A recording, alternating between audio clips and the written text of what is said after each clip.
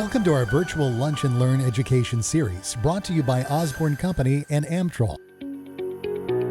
In today's session, hydronic and thermal expansion for hot water and HVAC applications will provide the tools and information necessary to properly design thermal and hydronic expansion systems. This seminar will focus on HVAC and DHW applications and present solutions to system conditions in the form of expansion tank technology.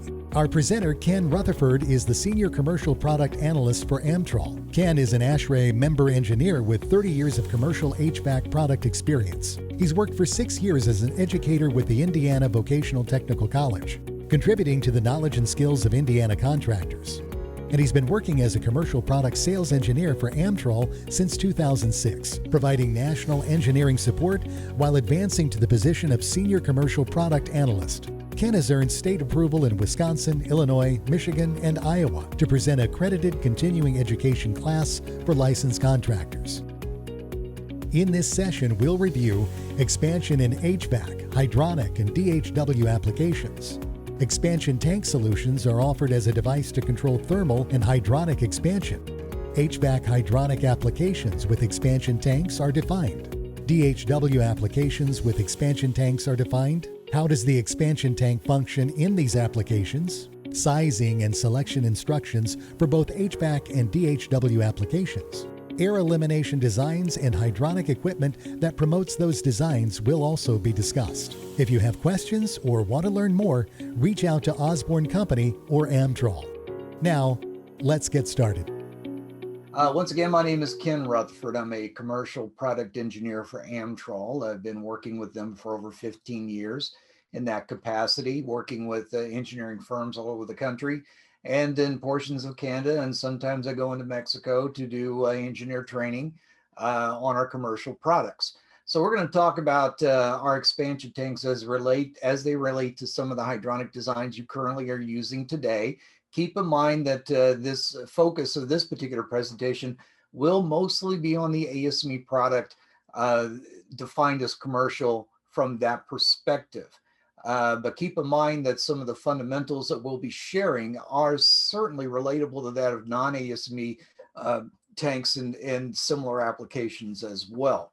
So once again, we are talking about tanks used for applications such as typical boilers and chill water hydronic systems, usually used in terms of large scales as far as multiple facilities, schools, universities, hospitals, office buildings, manufacturing facilities, the such as that, as far as typically what we use these types of systems to scale a system with. Also, distribution centers and data centers, they become kind of popular in a data center setting, maybe not so much for boilers as it would be though for comfort cooling.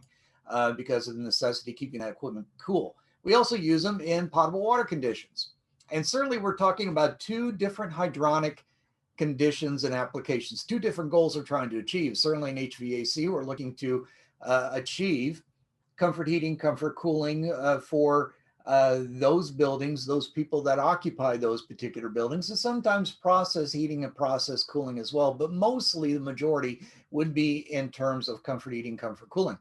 And when it comes to potable water, we are basically providing water for the purpose of consumption. So they have differences in applications, differences of goals that each system has, but they do have some common threads that connect to relate to that of an expansion tank or a need or necessity for an expansion tank. The first, of course, being temperature change occurring. That's obvious, okay? The goal here is to change that water temperature from one temperature to the next. And that goal is easily accomplished in either one of these applications and conditions. We change that water temperature with the bundles that we use in boilers and chillers, as well as in the water heaters that we utilize to create a temperature change based on that demand. The other thing that's common and typical with both these applications is that of a fixed and isolated volume of water, easily realized and visualized when we consider boilers and chill water systems. We've got bundles that create that change, that agent of change with that fluid. We've got diffuser points that's either there for the purpose of rejecting heat or absorbing heat, depending on which we're trying to achieve here, either comfort heating or comfort cooling. And then, of course, the pipe configurations that conduct it from one point to the next and then back again. Within the pipe confines, within the bundles and diffusers, we have water that is isolated, constant, common, and separated from the outside environment itself. This is its own little system of circulation and condition in those points of isolation, and that's what we have to maintain the integrity of the system. When it comes to potable water, that's a little bit more different, a little bit harder to visualize in some cases, because it could be argued and it could be said that this is an open flow system. We have water coming in from a freshwater source, be that from the city or in some cases in rural areas from well sources that provide water into a building, a structure, a business, or even a home for the purpose of consumption. It goes into that building, it goes into the water heater, changing that water temperature, and then using fixture points, we provide hot water upon demand to satisfy a need. And once that need is satisfied, that water that's being used is consumed, and it is most certainly not coming back as we would see typically in a circular boiler or chill water application. But when we factor in a common constant fixture that we use pretty typically these days as it relates to that of domestic water, potable water conditions, a backflow prevention device, then we do indeed create an isolation condition. That isolation will exist between the backflow preventer and also the closed fixtures with the water heater in the middle trying to get up to temperature. This is something that became common and constant in new construction, new business construction, home construction in the late 1970s, early 1980s. At that point, we didn't consider using an expansion tank in these applications at all.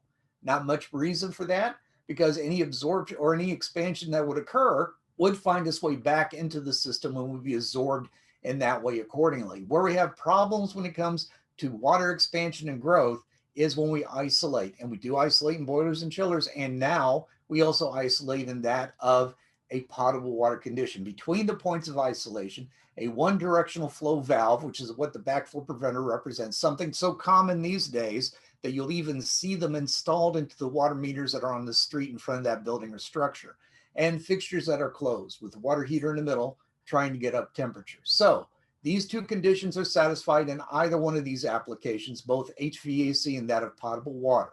And it does facilitate the need for an expansion tank when we consider the temperature change condition in a situation of isolation. So what happens in most scientific endeavors, and this is really a scientific endeavor, we made the decision to use fluids and change that temperature of the fluid for whatever that reason may be, heating, cooling, or consumption. And when those changes occur, as in most conditions where we create something that we want to use to satisfy a need or desire, we also bring a couple of things along with that, which are side effects to that, conditions of the change, agents that are not necessarily what we want and what we desire, but they are conditions and changes that occur based on that temperature requirement that we have to deal with. The first, of course, being pressure. In the condition of isolation, and when temperature change occurs, for every degree heat we add to that water in that isolated volume of water, we also add pressure incrementally. Every degree we add, so do we increase the pressure inside that those isolated points. The greater the temperature increase that we experience, the greater pressure increase that we will also experience within that system during that range of temperature change. And pressure, especially when it comes to hydronics, because hydronics do not compress, is a force that exerts itself in a negative manner on all the components that are within the isolation condition. Force that can be a detriment to those components, such as pumps, valves, the water heaters themselves, the boilers, the chillers, and even the pipes and pipe connectors. We solve the problem of common and typical pressure with construction.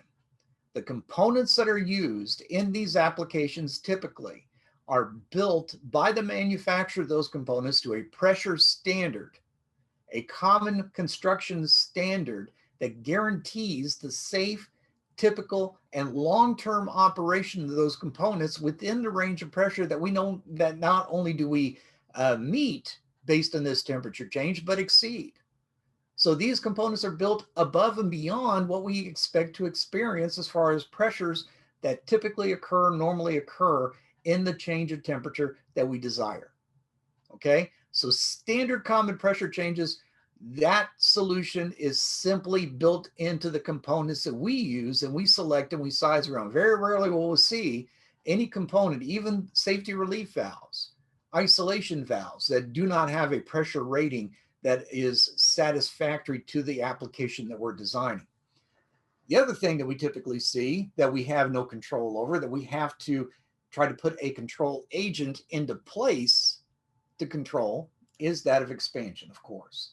As water grows in volume, and I'm sorry, as water grows in temperature, so does the volume also grow. Anyone who's ever made macaroni and cheese on the stovetop knows that you don't fill that pan to the very top, put heat to it, and expect to walk away and not come back to a mess.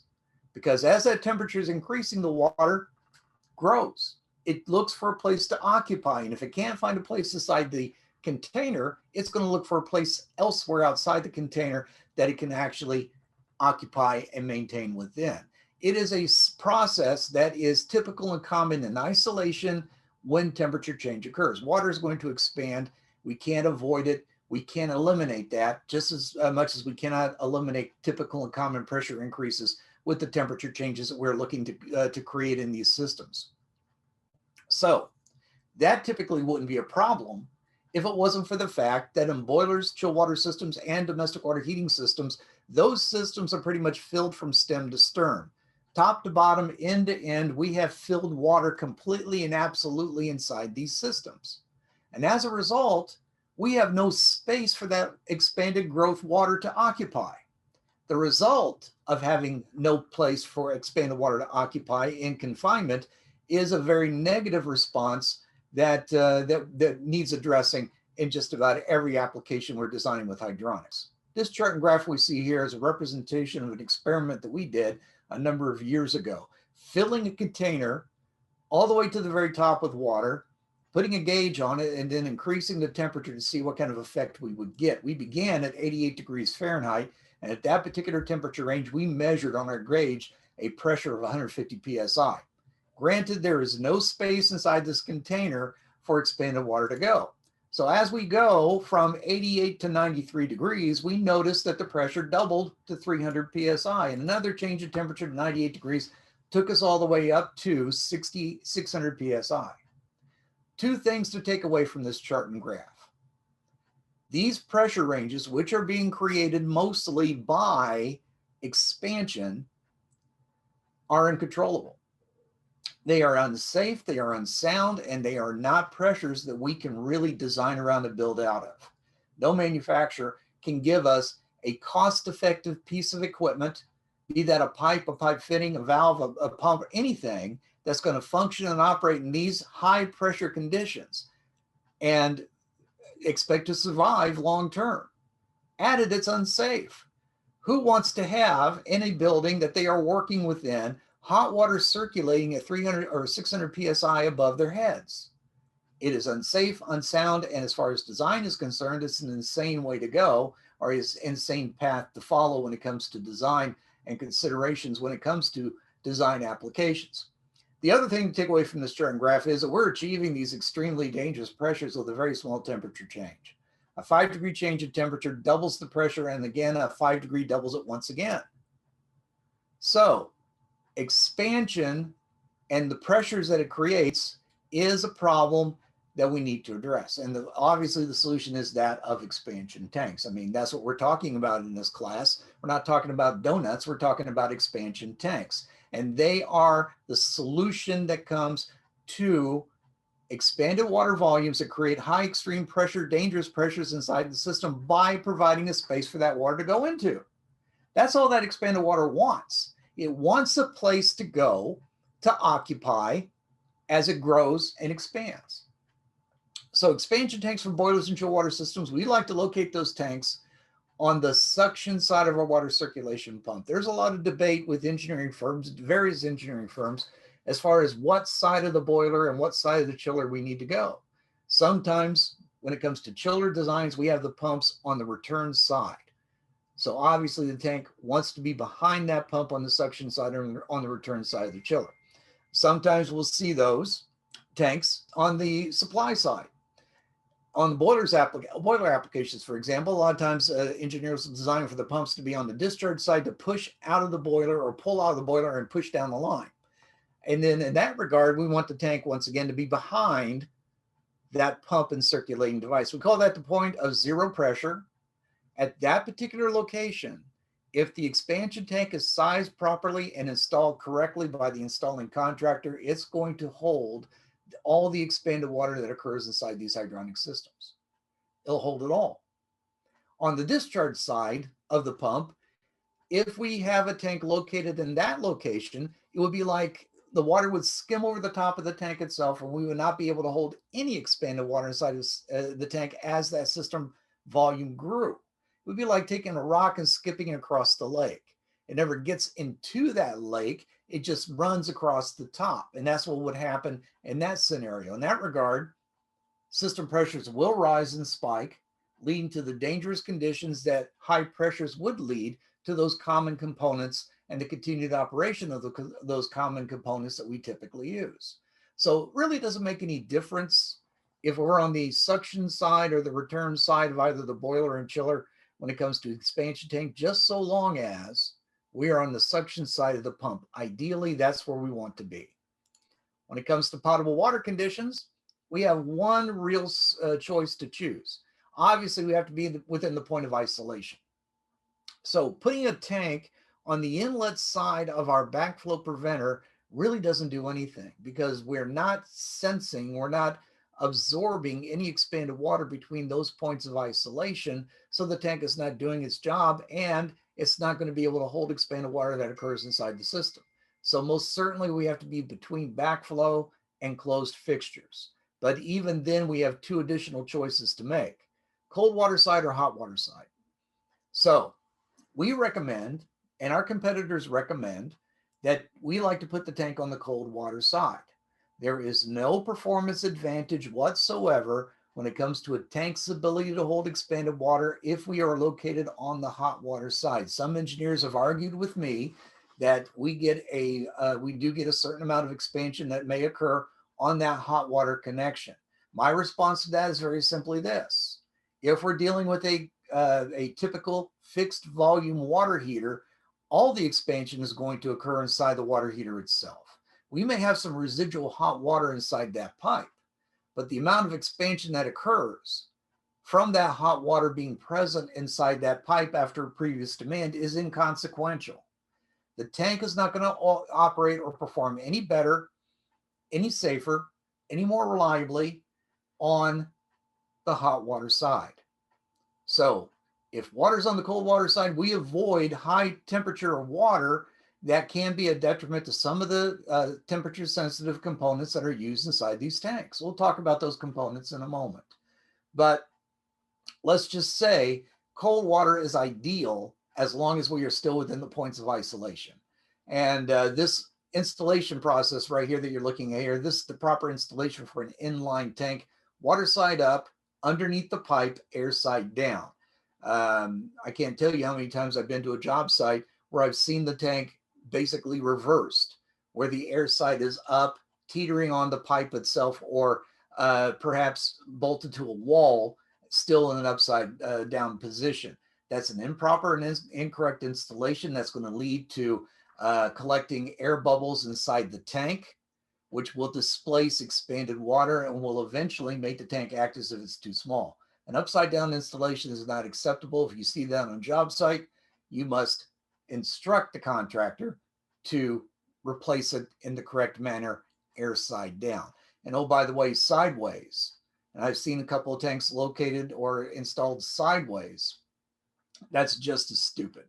That's going to lead to a premature failed tank because we are accepting water inside the tank in an odd position. We're pulling on one side, the upside of the tank where it connects, where the diaphragm connects internally. And that's going to cause that diaphragm to eventually pull away from its mounts, causing the tank to fail and become waterlogged eventually. So air side down, that's the only way to go when it comes to these types of tanks. Now, for all intents and purposes, tanks perform in the same manner. They do the same job in either HVAC or potable water conditions. And they do it in the same way. One of the common tanks we use in either applications is that of a diaphragm tank. And this cutaway illustrated view basically highlights a diaphragm type tank. We also use bladder tanks, but we're going to focus on the diaphragm tanks right now. The dark black line that we see at the top of the tank, that indicates the diaphragm that's typically used. A petroleum-based piece of material that has temperature sensitive properties. In most cases, diaphragms can't take anything over 240 degrees. In most cases, that means that it's going to be okay in just about every application we use as far as hydronics is concerned, but just be cautious that even in warm water conditions, the diaphragm is the only moving part inside this tank. And if we're stretching that tank with hot water being contained inside that tank, it's going to cause that petroleum-based material, that rubber material, to stretch farther than it's designed to stretch, maybe creating thin spots in the diaphragm and certainly leading to a premature failure. Most certainly the case when it comes to some of our competitors who will use a flimsy rubber piece of material compared to what we use, which is a heavy gauge butyl, one of the heaviest gauge diaphragm and bladder materials in the industry today. Warm water is one of the reasons why we want this. This is one of the reasons why we want to avoid warm water connections on domestic water tanks when it comes to these tanks themselves. The three arrows you're looking at here represents the force of the gas charge that every tank is going to have. And even though we're connected to a system that's fluid and has volume, the gas also has a volume. That volume can be represented and represents itself in terms of pressure, and every tank has an adjustable gas charge that needs to be identified and corrected in the field prior to installation itself. For example, we have a system here that has a 12 psi pressure. This is a hydronic system. It's either a boiler or a chiller, and the fill pressure is going to be 12 psi. When the tank is adjusted to match that of the system prior to installation, then that diaphragm is in a closed position and the tank is in equilibrium with the system itself. One thing about tanks, even though they are containers, they are vessels that contain expanded water, they are flexible devices that only hold water when we want it to hold water. And then when we're done holding water, basically when a hot water demand has been satisfied, we push that water back into the system. That way we differ quite a bit from that of a plastic barn bucket that's sitting next to a water heater. You can't put that water back in once it dumps out into the container. But we can do that with expansion tanks. We do that by manipulating the volume of the gas inside the tank. How do we do that? Well, we do that by the pressure changes that occur inside that system. When we go from 12 to 19 psi hydronically, that's an indication of temperature demand. We're going to have an increase in system temperature based on what we demand from that system. And as a result, water is going to grow and expand. Pressures also increase. And we find a place to occupy inside the tank itself against still the diaphragm, placing expanded water inside the tank against the diaphragm, but still not in direct contact with the airspace that we represent, we divide off from the diaphragm itself.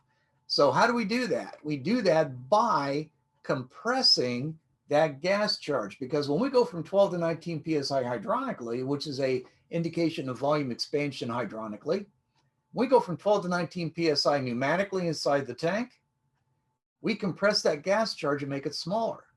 We are able to do that by the diaphragms themselves, which is a barrier that separates the system from the gas space inside the tank, but it is a flexible barrier so that any change of pressure that occurs hydronically, which is in a constant state of flux, is going to be mirrored and reflected back into the tank, making it smaller, providing space on the opposite end of that barrier diaphragm that we use to allow system water to be held and contained inside the tank. This is how we hold water inside these tanks. And the range of pressure that we have will depend on how much water we can actually put into that particular tank. And every tank, every system will have what we call limited acceptance, which is a limited amount of water that tank can truly hold. That's going to depend on the range of pressure and how physically big that tank should happen to be. And once that demand has been satisfied, and we go back from 19 back to 12 psi, the volume of the gas will re-expand to occupy the space that it gave up to the system water, pushing that water back into the system where it's reabsorbed, waiting for the next signal. It's a dance between pressures and volumes. that allow these tanks to do the job that they're designed to do, which is to hold expanded water only when we need to. That being understood, it is a common mistake and error that contractors typically make when they install these tanks without adjusting the gas pressure prior to installation. Tanks manufactured for HVAC applications are all pretty much charged 12 psi. 12 psi represents a 2-story rise in a hydronic application as far as a fill pressure is concerned. But not every application has a 2-story rise. Some may have a fill pressure of 10 psi. Some may have a fill pressure of 19 psi. It depends on the design of the system itself that the tanks are installed into. For that reason, every tank from every manufacturer will come with a Schrader valve, just like the valve in your kid's bicycle and your automobile tire, that allows for pressure adjustments to occur in the field prior to installation. But typically, commonly, contractors will take these tanks right out of the box and slap it into a hydronic system without any consideration to making pressure adjustments whatsoever. They look at the box and they see the tank is factory charged and they think that's all they really need to do. They don't need to do anything else. And the simplistic appearance of these tanks with only one water connection usually leads to contractors to assume that this is a very easy installation and there's no reason to even bother reading the installation instructions that every tank will come with. And when it comes to potable water conditions, this problem is far worse than it is in a boiler into water system. Here we see typically that a tank in this example that is factory charged to 40 psi, which is a common pressure charge that a lot of manufacturers will adjust their tanks to, is installed into a hydronic system with a static pressure of 60 coming in from the street. That 20-pound differential between what's inside the tank and what's inside the system will cause that gas charge, once installed, to compress and become smaller to equalize with the higher hydronic system pressure. When we do that, we make that gas volume smaller and we make space available for system water to be held. Water does a lot of things. And one thing it does pretty well is occupy space when it's given. So we just gave it space inside the tank to occupy. It's not expanded water, it's system water. And this is all because the contractor did not adjust that gas to match the system static pressure prior to installation. Once again, a very common mistake that contractors make with these tanks. That means that if you as a designer had selected this tank ideally based on the conditions of expansion that's occurring from what you know, then basically the contractor would have done, it would be almost like if he had taken a tank smaller than what you suggested. If you suggested a 20-gallon tank for this application, it would be the same thing as if he went to the back of his truck and pulled out a 12-gallon tank because that's what he had left over from a previous job, thinking, yeah, it's close enough, it should work fine. Unfortunately, it's not. And also, it's not going to work fine if the tank is not adjusted prior to installation, because it's going to hold excess water. That excess water is going to displace expanded water, meaning that that system is going to internalize some of the expanded water that occurs inside that system, causing system pressures to spike. Is it going to cause it to spike to the point where we're going to be leaking at weak spots? It might. Is it going to cause us to spike to the point where it's going to cause us to pop on our safety devices? It could.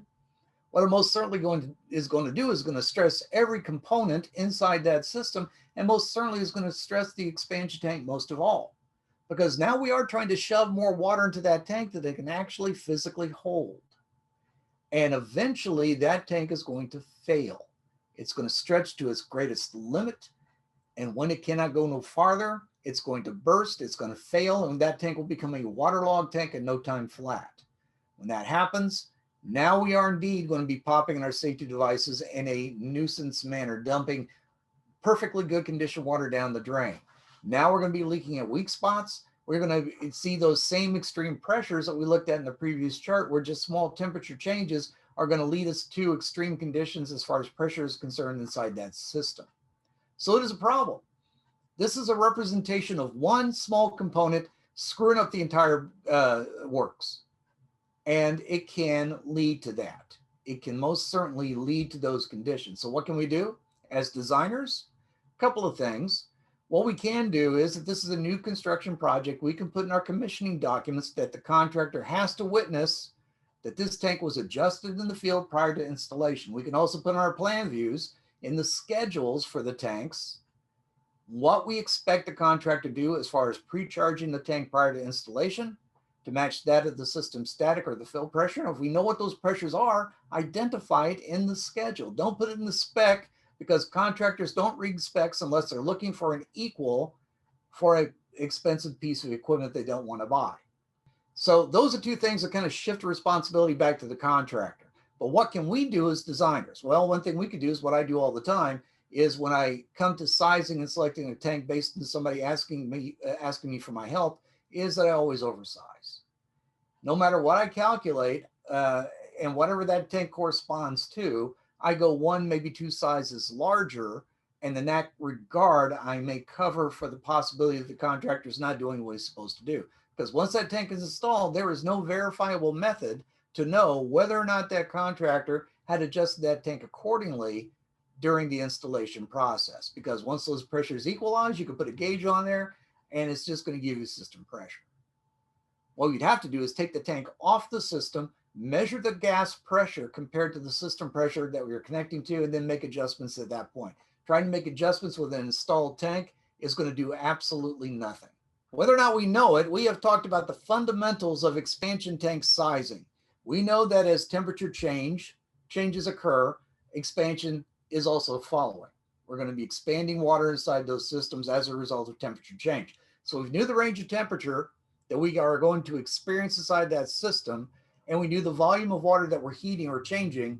We can calculate how much water is going to expand and then pick a tank that can hold that expanded volume of water. But it's just not about that. If you remember, I said that the range of pressure that we follow, that we go from one point to the next, indicates how much water we can actually truly put into the tank. So the pressure range makes a difference, and it's part of the factors that we consider when it comes to sizing and selecting a tank. Let me give you an example. When we have a tank that we need to hold 1 gallon of water, and let's say the range of pressure is 12 psi to 30 psi. So that's an 18 psi differential. So we know that this tank, we're going to call it a 5-gallon tank, can hold 1 gallon of water with an 18 psi differential. That's what we know. That's what our math tells us. But let's say instead this changes. Instead of being a 18 psi differential, it goes to a 10 psi differential. We're going from 20 to 30 instead of 12 to 30. So can that 5-gallon tank still hold 1 gallon of water? No, because the path from pressure minimum to pressure maximum has been shortened. Instead of an 18 psi differential, we have a 10 psi differential. We have a shorter path to follow. Also looking in terms of force. Pressure is force. We have a smaller amount of force that we're exerting on that gas charge inside the tank in order to hold 1 gallon of water. So what's the solution? The solution is to go to a bigger tank. We have a greater volume of gas, smaller force that exerts on that gas volume to compress it. So we need a bigger tank in order to hold 1 gallon at a much smaller delta P. So the overall tank volume makes a difference, not only the volume that we need to hold inside the tank, but how big that tank physically is in relation to the pressure. We typically look at these factors when it comes to either HVAC or domestic water applications. Range of temperature, range of pressure, volume of water. That's true for either application because they are basically doing the same job in either application. Tanks are. But we have some caveats when it comes to application. For example, antifreeze. Now, I do know in California that antifreeze considerations are not that great. Your weather is so perfect over there and it kind of makes me sick. But still, we have to think outside the area. If you do designs outside of California, maybe a little bit more to the east, then you're going to find yourself in a situation where antifreeze has to be a consideration. And the amount of antifreeze that we use, the amount that we use has a difference as far as what tank we need to select, because ethylene and propylene glycol will expand at a higher rate than water will.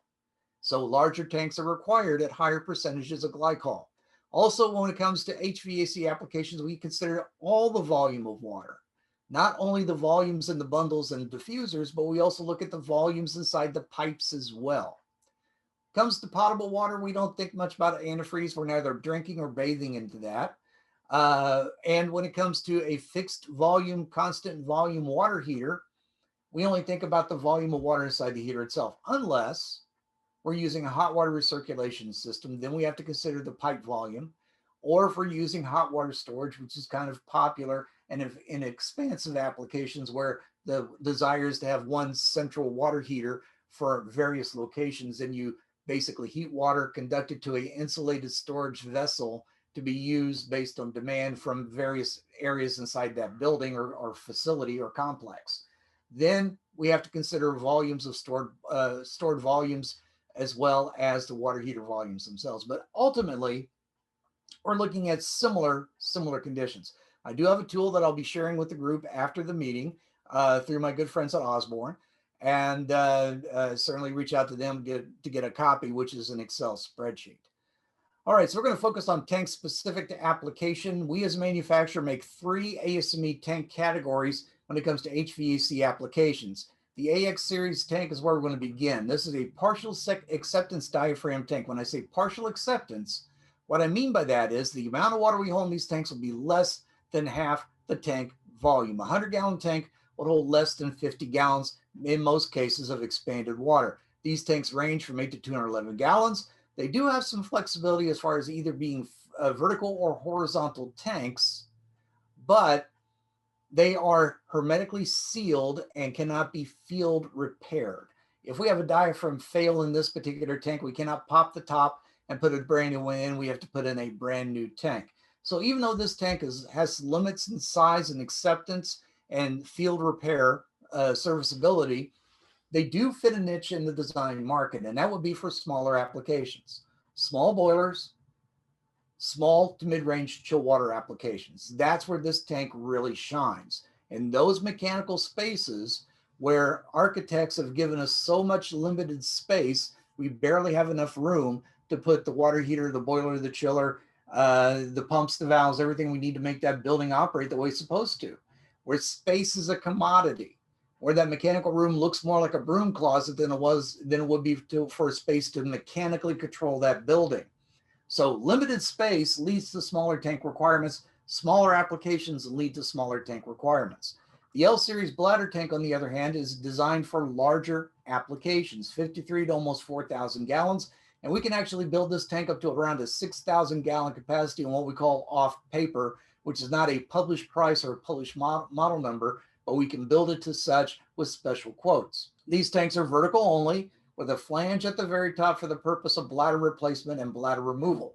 These tanks are capable of holding more water than the diaphragm tank because of geometry. The surface area of the bladder is greater than that of the trampoline-like diaphragm, so we could put more water in that bag compared to that of the diaphragm itself. But keep in mind that we are limited to the amount of water these tanks can hold. We hold water in the same way by compressing the gas charge inside those tanks based on system pressure changes that occur small enough to place water inside that tank or inside that bag or against that diaphragm. And we cannot compress that gas charge to be non-existent. We can't do that. A lot of people are confused by the reference to full acceptance bladder tanks, thinking that means that the amount of water we can put in that tank is going to be equal to the tank volume. A 1,000-gallon tank can hold 1,000 gallons of water. That's not true. A 1,000-gallon tank will never hold 1,000 gallons of water. The best that a 1,000-gallon tank can hold will be 650 gallons, so 65%. That's the best that a bladder tank from any manufacturer, Amtrol, Wessels, Taco, Bell & Gossett, that is the very best that we can do and they can do as well when it comes to maximum acceptance. And the only way that we hold up to 65% has to do with the range of pressure that's traveling inside the system the tank is connected to. These tanks have limited acceptance. When we call them full acceptance bladder tanks, what we mean by that is that the bladder is actually constructed to be equal to the tank volume. A 1,000-gallon tank will have a bladder inserted into it, which has a volume equal to 1,000 gallons. That is a safety feature that we and our competitors build into these bladder bags so that if we do lose the air charge inside the tank, we have nothing to hold system water back. And that system water is going to try to fill that tank through the bladder as much as it possibly can. If the bladder was smaller than the tank, it could fill to the point of bursting. With the bladder being equal to the tank, we only fill to the confines of the tank itself, and we might be able to salvage the bladder in that condition if we lose the air charge. Bladder replacement is not as easy as you would think. A lot of engineers like the idea of a replaceable bladder feature, but in practicality, the bigger those tanks are, the harder it is to get that bladder out. These tanks are designed for larger applications, obviously. Large boiler, super large chill water plants. And we do have an in-between model, the LBC. This is a short squat, low boy tank. It has attributes of both the AX and the L series tank. It has a partial acceptance replaceable bladder, volumes ranging from 10 to 158 gallons. As a manufacturer, we put a lot of effort over the years to try to solve problems that we get comments from contractors and engineers alike. And one comment we've been getting for years and years and years is that ASME tanks, not just Amtrol, but all ASME tanks are just too damn heavy. For years, for the last 15 years anyway, we put a lot of effort into what we call the deep draw design consideration. This is a new way that we developed to build these tanks to make them physically smaller and lighter in weight and without losing any volume. The only way you do something like that is eliminate waste. And the waste that I'm talking about is how we used to build these tanks, and our competitors still build these tanks, which is using a non-ASME tank inserted into an ASME shell and vessel. The reason for that very simply is that every diaphragm tank we build has to have a hoop ring. And the purpose and function of that hoop ring is to hold the diaphragm in place. So we've got to groove the tank on the outside opposite the hoop ring on the inside to create a press seal that divides the system water from the gas space inside the tank, making it airtight. And without that hoop ring and without that grooving to create that seal, we don't have a divided system. We have no way of dividing that system from the tank space, and then we just basically dump all water inside the tank and it would become waterlogged very quickly. This is a necessary requirement that we have. And we and our competitors didn't have the capability at our factories, to groove an ASME gauge piece of steel. It's just too thick. So we put a lot of effort into developing that technology at the factory. We incorporated it into our production lines. We are able to now groove an ASME gauge piece of steel, which means we can eliminate that inner tank and make that ASME vessel to match the components that we need and not over make it to match an entirely new tank on the inside. By doing that, we also created a process of changing the way we made the shape of the dome. Instead of rolling and welding, now we pulled the steel around a fixed plug or a ram that we introduced to the steel shell to make the shape. And that way, we cut the welding points in half. We didn't expect to do that, but we did. By eliminating half the welding points on these tanks, we minimized leak potential. Even though they are ASME certified weld points, anytime you join steel to steel, you create the potential for leaks to occur. And we cut our leak potential in half. We also increased a stronger tank. By pulling it in the fashion that I mentioned to make the shape of the dome, we increased the tensile strength of the steel. And in some cases, we picked up some volume. So these are unexpected results that we achieved, happy results, beyond the goal, which is make the tank physically smaller and lighter in weight by eliminating waste. First thing we're able to do is create a brand new tank called the AX10. This is a 6.4 gallon tank that weighs 9 pounds and hangs from a T-connection just like a domestic water tank does. It is the only ASME certified HVAC tank in the industry today that is suspended, taking up zero space inside a mechanical room. So if you've got a small application that needs less than 6 gallons of tank, this is a tank that can accommodate that particular need.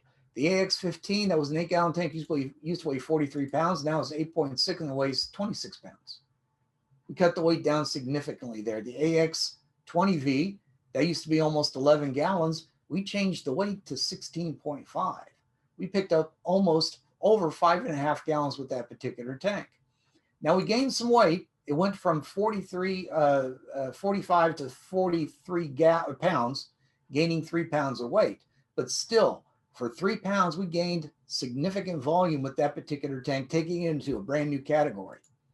And the AX40V has gone to a 23-gallon tank that was 90 pounds and now weighs 68. That's the difference between one guy putting it in and possibly two guys putting it in. This makes for an easier installation inside the mechanical room, and it takes up less space with a smaller footprint. As far as the installation is concerned, I know what most of you are thinking when it comes to contractors and installations. That's their problem. And oh, by the way, why should I care about making anything easy for a contractor? Because he certainly doesn't seem to care about making anything easy for me. And I understand that. I really do. But in reality, anytime that we make anything a little bit easier for a contractor to put in and install, we increase the likelihood that the installation is going to go great. Increase the likelihood that everything's going to go in the way it's supposed to go in, because it's going to go in quickly, efficiently, effectively, and on time. So creating those sizing and installation, or those installation advantages for contractors, is a plus for us as well.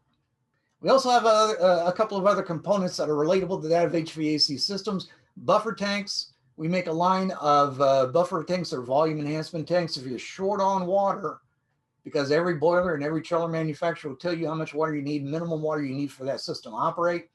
And sometimes, once again, mechanical rooms, mechanical spaces are becoming tighter and tighter. Even the methods we use to conduct water from one point to the next is becoming smaller and smaller. If you can't make it up with piping as far as what your volume requirement is, you can make it up with a buffer tank. We make the chill water buffer tank from 120 gallons to 1,040, the hot water buffer tank from 120 gallons to 300 gallons. For the hot water buffer tank, we offer a 4-port connection, which turns it into a hydraulic separator as well. So these are two methods that we use to minimize system short cycling due to low water levels inside the system and during the assembly process, or in hydraulic separation as far as minimizing short cycles by minimal load demands at key periods throughout the system cycle throughout the day. We also make a line of high efficiency air elimination tools using a coalescing media. We make a line of coalescing devices from 2 inches to 12 inches. We call it the ADS model. The media that we use consists of stainless steel cylinders with a mesh pattern on the outside to maximize the collection process by creating a layer effect. We have a greater surface area of collection compared to spirothermoclefy. We're capable of getting 100% of both free and entrained air out with these systems, and 95% dissolved with one pass. And we're also capable of knocking debris down to 5 microns to the bottom of the chamber for collection and then eventual blow down and elimination. We also added a new feature to this a couple of years ago, an option that you could buy into, which is a magnetic core. This creates the ability of turning this device into a magnetic filter as well as a air dirt separator, so that if you have finite particulates in steel pipe conditions of magnetite that's floating around, this device will help you clean it up, collect it, hold it firmly until we isolate and blow down. Ideal when you're using high efficiency ECM pumps in your designs. So let's wrap up today's discussion when it comes to domestic water tanks and how they apply and how they somewhat differ. We do make a line of domestic water tanks, the diaphragm type as well as bladder. The diaphragms pretty much built the same manner as that of the tanks we looked at with the AX series, except we have to use a liner on the inside and we have to use a stainless steel connector. That's because we're dealing with oxidated water. In boilers and chillers, looking at the last device we looked at a moment ago as far as the air and dirt separators, the air dirt separators will basically eliminate air from that system constantly. As long as that system is circulating, that device is in the process of collecting air and removing it. So we basically have, for all intents and purposes, an air-free environment in a hydronic boiler and hydronic chiller. That being the case, we don't have to do any protections or put any protections in place for the tanks. We don't have to line them to keep them from rusting from the inside out, but we do have to do that for domestic water system because that water is coming in oxidated. So liners are applied to these tanks and stainless steel connectors. That's how we differ between those particular tanks. Also, the range of pressure.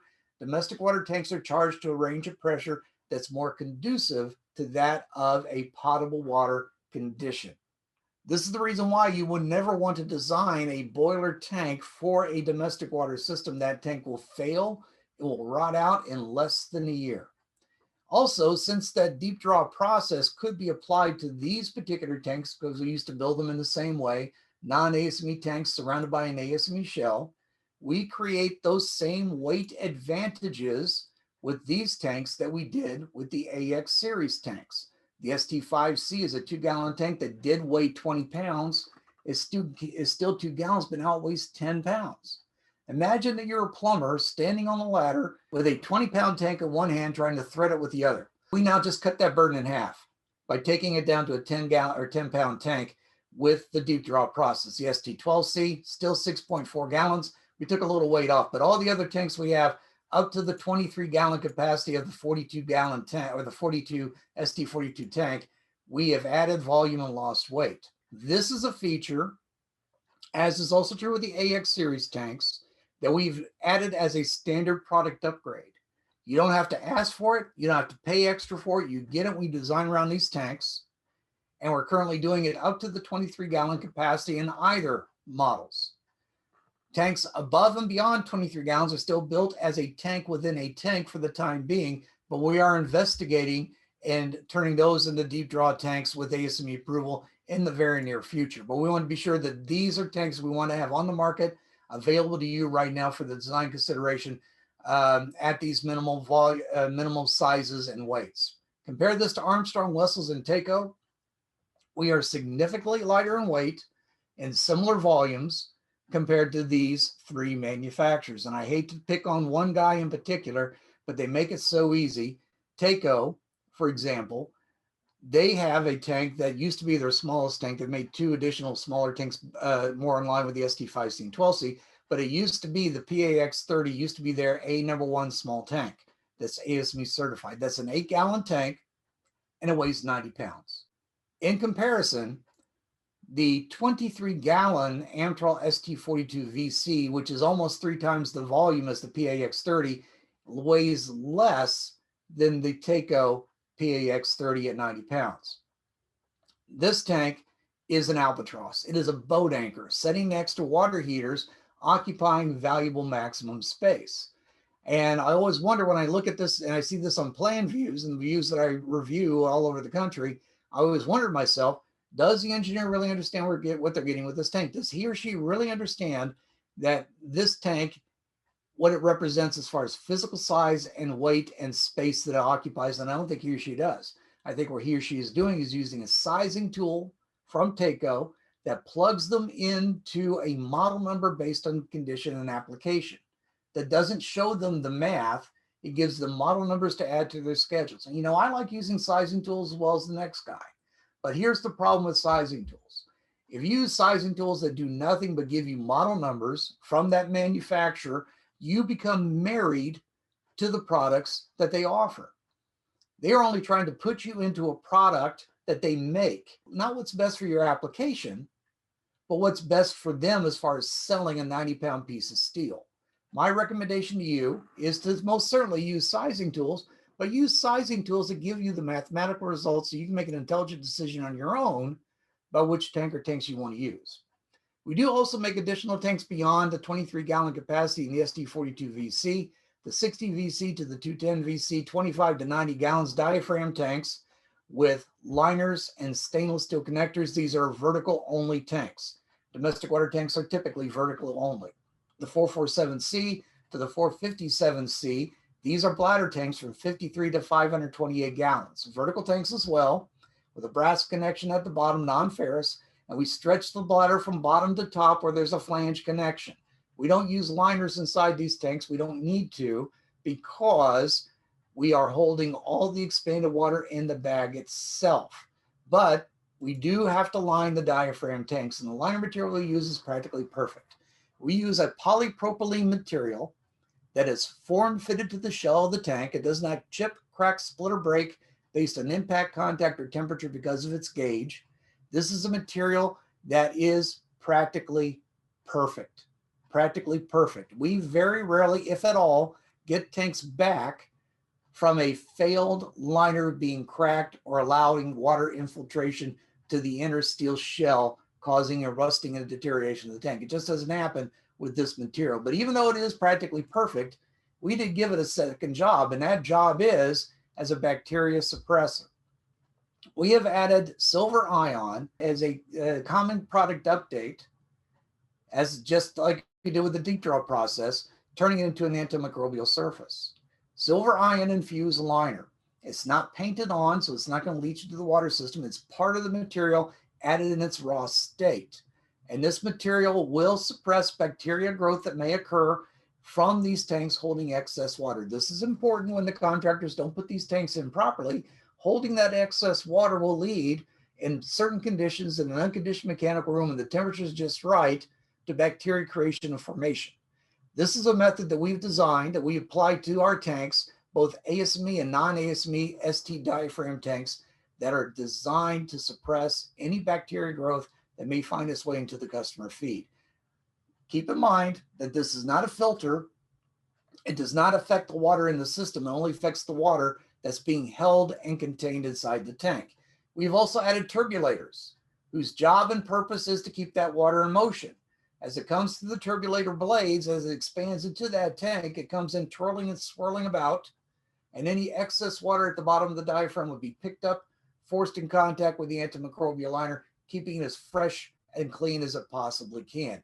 Two things that we're doing as standard product features in our domestic water tanks, increasing the health and safety of the water inside those tanks themselves.